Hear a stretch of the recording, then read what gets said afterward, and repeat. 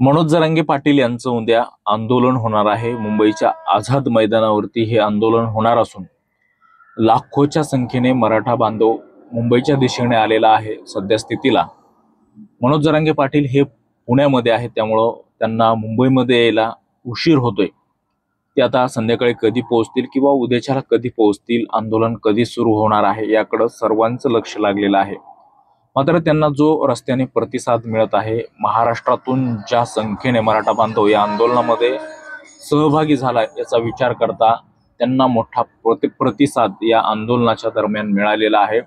खरं तर स्वयंस्फूर्तीने हा सगळा समाज बांधव एका मराठा समाजाच्या एका नेत्याच्या म्हणजे मनोजदादा जरांगे पाटील यांच्या एका आवाजावरती या दिशेने आलेला आहे, मुंबईमध्ये पोहोचलेला आहे। खरंच किती गरज आरक्षणाची आहे या निमित्तानं हे आपल्याला पाहायला मिळते। खरोखर खूप गरज आहे, कारण एवढ्या संख्येने मराठा बांधव जर मुंबईमध्ये दाखल होत असेल, एवढ्या मोठ्या संख्येने जर सभेला दाखल होत असेल, तर खरंच मराठा समाजाला किती आरक्षणाची गरज आहे हे सांगणं गरजेचं नाहीये। कारण हे सगळ्यांनाच माहीत आहे की मराठा समाजामध्ये देखील मोठ्या प्रमाणामध्ये परिस्थिती ही अतिशय खराब आहे, गरिबी देखील वाढलेली आहे। त्यामुळं अशा आरक्षणाची आर्थिक असेल, शैक्षणिक असेल, या बाबतीमध्ये आरक्षणाची अतिशय महत्त्वाची गरज आहे, नोकरीसाठी असेल। त्यामुळं मनोजदादा जरांगे पाटील यांची ही मागणी रास्त आहे आणि जो मराठा समाज त्यांच्या पाठीशी उभा आहे हीच या आंदोलनाची खरी ताकद आहे। आता दुसरीकडे पाहायला गेलं तर मुंबईमध्ये आता उद्या आंदोलन होणार आहे आणि मनोजदादा जरांगे पाटील हे सध्या पुण्यामध्ये आहेत। मात्र जेवढ्या संख्येने मुंबईच्या दिशेने मराठा समाज गेलेला आहे, हा त्यांच्या समोर गेलेला आहे, पुढे गेलेला आहे।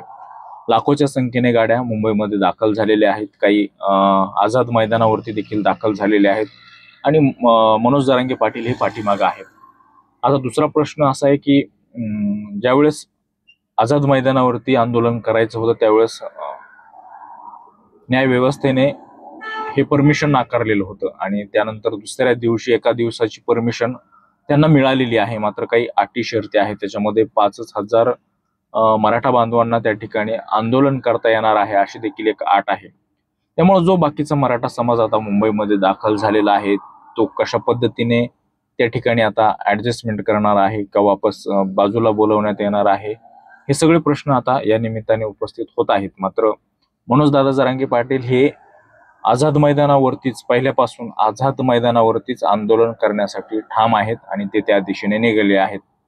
खरं पाहायला गेलं तर 29 ऑगस्ट रोजी मुंबईमध्ये आंदोलन होणार आहे। 27 ऑगस्टला ते सराटी अंतरवली या ठिकाणाहून निघलेले आहेत।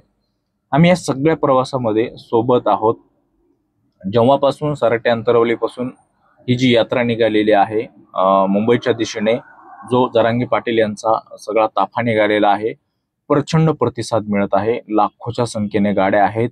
जवळपास एखाद्याच ठिकाणी जर शहरामध्ये जसं की पुण्यामध्ये 4-5 तास लोकांना बाहेर निघायला वेळ लागला, मराठा बांधवांना गाड्या त्या ठिकाणाहून निघायला वेळ लागला, एवढी ट्रॅफिक जाम झालेली होती। त्यामुळे मुंबईची उद्या काय अवस्था असणार आहे, मुंबईमध्ये कशी परिस्थिती निर्माण होऊ शकते, कारण मुंबईमध्ये एवढे जर वाहन आले तर तिथं वेगळी परिस्थिती निर्माण होऊ शकते।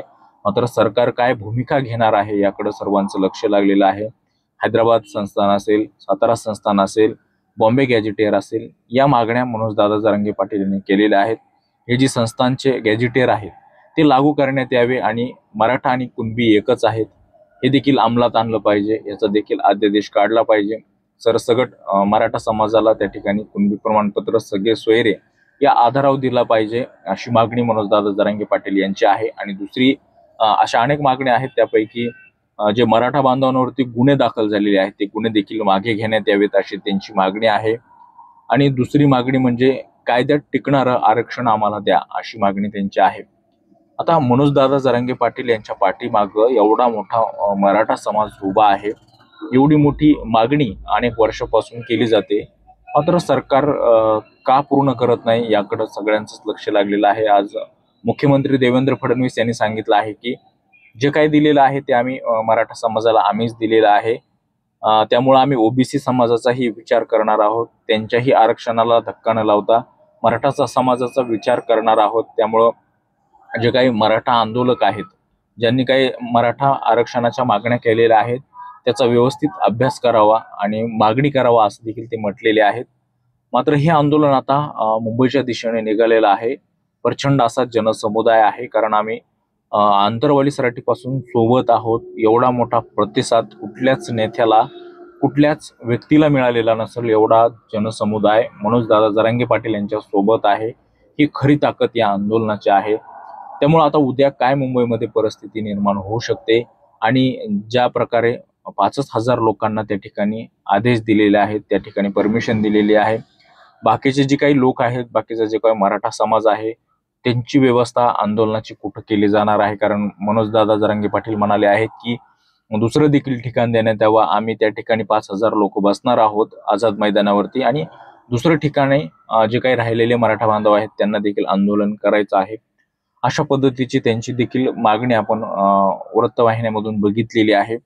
तर हे सगळं आता म्हणजे सरकार असेल, मनोजदादा जरांगे पाटील असेल, हे या निमित्तानं काय आता तोडगा काढणार आहेत का, मागण्या पूर्ण होणार आहेत का, उद्याचं आंदोलन कसं होणार आहे याकडे सगळ्या महाराष्ट्राचं लक्ष लागलेलं आहे. खास करून आता मुंबईची उद्याची काय अवस्था असणार आहे, कारण प्रचंड प्रमाणामध्ये उद्या देखील वाहने मुंबईमध्ये दाखल होणार आहेत. आज देखील झालेले आहेत. अजून तर जरांगे पाटील यांचा ताफा मुंबईमध्ये आलेला सुद्धा नाहीये, तरी सुद्धा एवढ्या मोठ्या प्रमाणामध्ये मुंबईमध्ये वाहनांची संख्या वाढलेली आहे. त्याचबरोबर काही आमदार देखील आझाद मैदानावरती पोहोचलेले आहेत. माजलगावचे प्रकाश दादा सोळंके हे आझाद मैदानावरती पोहोचलेले आहेत. अनेक आमदारांचा आणि खासदारांचा जरांगे पाटील यांना पाठिंबा मिळालेला आहे. अनेक संघटनांचा पाठिंबा मिळालेला आहे. त्यानंतर रामदास आठवले साहेब यांचा देखील त्यांना पाठिंबा मिळालेला आहे.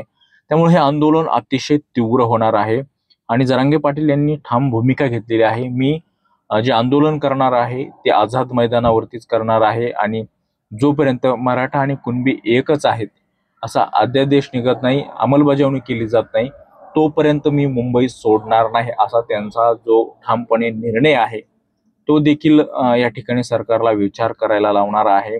सरकार काय भूमिका घेणार आहे त्यातली एक मागणी जी आहे ती काल पूर्ण झालेली आहे. जी शिंदे समिती आहे तिची 6 महिन्याची मुदतवाढ देण्यात आलेली आहे. मात्र इतर ज्या मागण्या आहेत त्या एकदम मराठा समाजाच्या दृष्टीने रास्त आहेत असं सांगण्यात येत आहे आणि या मागण्या पूर्ण झाल्या पाहिजे. याच्यावर सरकारने असेल, मुख्यमंत्र्यांनी असेल, कुठंतरी पर्याय काढला पाहिजे अशी मागणी केली जात आहे. मात्र मुख्यमंत्री फडणवीस साहेब म्हणले की हे जे आता परमिशन दिलेली आहे ती न्यायालयाने दिलेली आहे आणि पोलीस यंत्रणेने दिलेली आहे. त्यामुळे ही सगळी जबाबदारी हे आंदोलन हँडल करण्याची त्यांची आहे असं देखील त्यांनी सांगितलेलं आहे.